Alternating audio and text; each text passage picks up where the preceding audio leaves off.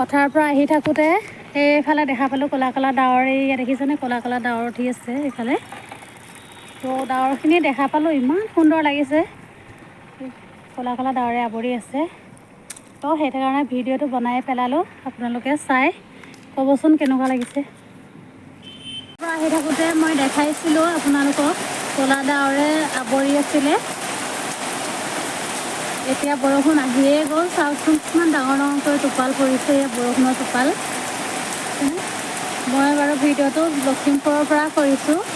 তো এতিয়া ক'ত ক'ত বৰষুণ দি আছে আপোনালোকে জনাবচোন কমেণ্ট এটা কৰি।